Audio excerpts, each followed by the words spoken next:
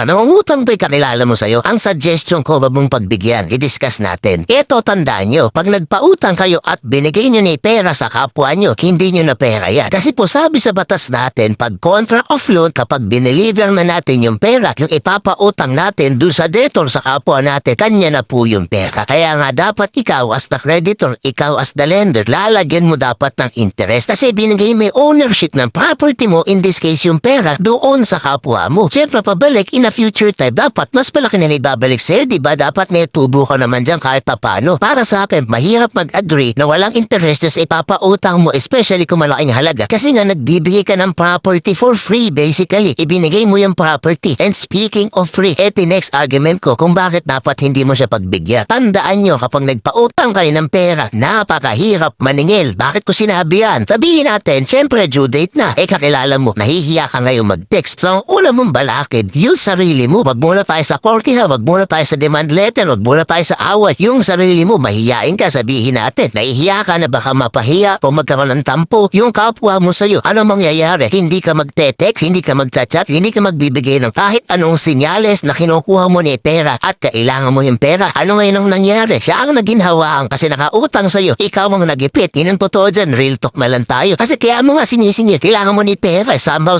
may paggagamitan ka dyan. Bibili mo yung necessities, bibili ka ng wants. Kaya mo talaga yun. So ikaw ang bahala. Paano mong gastusin? Ang hirap, paano kung hindi nagbayad? Ito next argument ko. Kung hindi nagbayad dyan, syempre kailangan natin idan sa tamang proseso yan. Huwag tayong mananakot online. Marami po sa atin sinasabi sa social media, magbayad ka na, bla bla bla. Ang hirap po, mas lalakas yung loob ng debtor na hindi magbayad sa inyo. Alam mo kung bakit? Sasabihin, pinahiya mo ko online eh. Pinahiya mo ka social media. Ano ngayon ang mangyayari? Lalo kitang hindi babayaran. At kung maningil ka pa sa akin, alam mo gagawin ko sa'yo, papay lang kita ng cyber libel. Kapag gano'n ng dialogue, alam ko naman probably baka madidismiss yung kaso kasi hindi naman masama yung sinabi mo, nanginingil ka lang. Kaya lang ang hirap, yung takot, diba? Yung sakit ng ulo, diba? Kasi syempre, yung sa'yo civil lang, utang-utang lang, ibabalik sa'yo biglang criminal case na. At cyber libel yan, mas mataas ang magiging penalty niyan. So ano lesson? Huwag kang magpo-post sa social media. Di ka magpo-post sa social media, ilalagay mo ngayon sa tamang proseso. At pag nilagay mo sa tamang proseso yan, kapatid, syempre mas masakit ang ulo. And mas masakit din po sa bulsa yan. Bakit? Si pa magbibigay tayo ng demand letter sa kapwa natin. Probably, kukuha ka ng lawyer. Pwede namang walang lawyer, ikaw lang mismo gumawa ng demand letter. Pero paano kung gusto mo, may lawyer ka? Syempre, yung lawyer, hindi naman libre services, diba? So, pa nagpagawa tayo ng demand letter, mayroon pong kaakibat na bayad. Can you imagine? Nagpautang ka na, hindi ka binabayaran. Ikaw po ulit na naglabas kasi kailangan mong bigyan ng demand letter dun sa kapwa mo, dun sa debtor. Pero ikaw ulit na naglabas, diba? Kaya wala pang nilalabas, kuha pa ng pera sa'yo. Tapos next step pa, sabihin natin, walang pakailam, hindi pinansin yung demand letter. Ano mangyayari? Wala ka ng choice. Magpapile ka na ng kaso ngayon. Pag nagpile ka ng kaso, may bayad din po yan. Iba po ang bayad sa court, iba rin po ang bayad sa attorney kung kailangan mo ng attorney. Sabihin natin, papile ka ng kaso sa court, malit na halaga lang. Sabihin natin, 50,000 pesos mo. Sabihin natin, maliit ito, medyo malaki na rin, diba? Pero maliit po talaga ito kapag kinumpute natin in the grand scheme of things, diba? Yung mga ibang utang na million,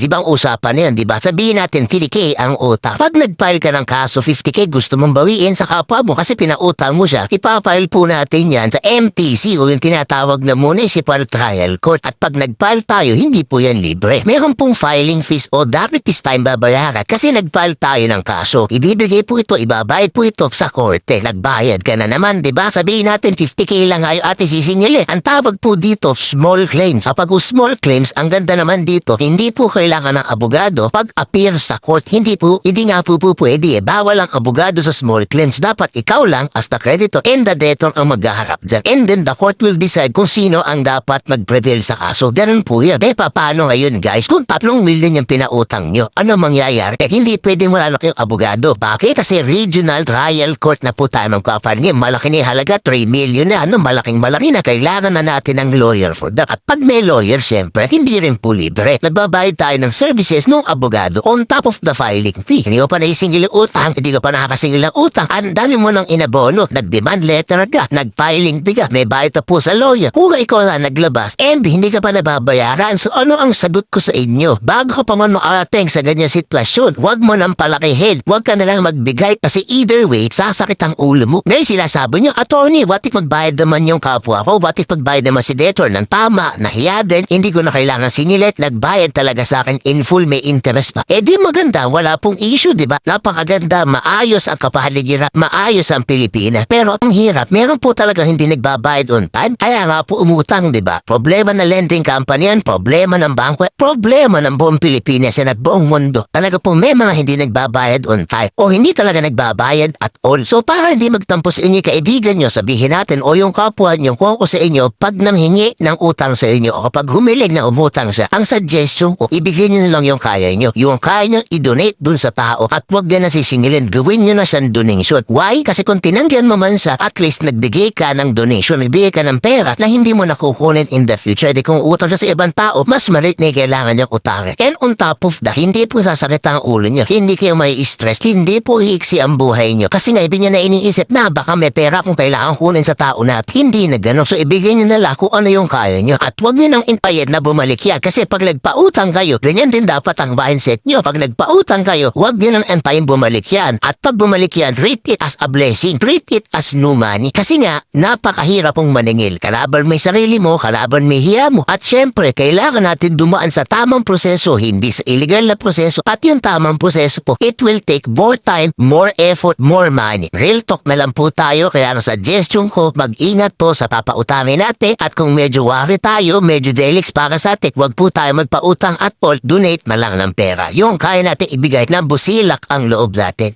If you enjoyed this content, let us know. Like this video, share it with others who might be interested, and follow us for more.